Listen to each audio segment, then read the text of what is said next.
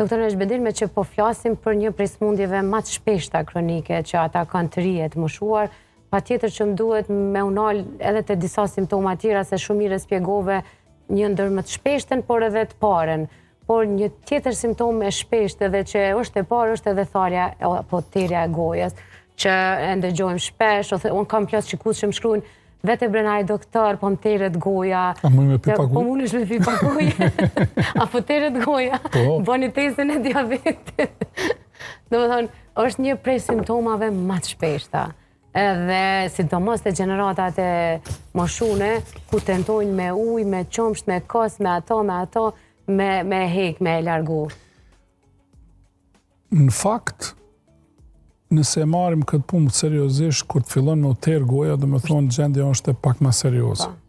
Sepse dijen ato 4 simptome janë të diabetit, janë polidipsi, polifagi, poliuria, më kuptoni.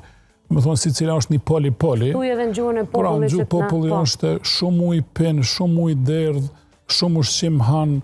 Më kuptoni, dhe me thonë janë simptomet cilet veç janë ndryshuar në organizëm.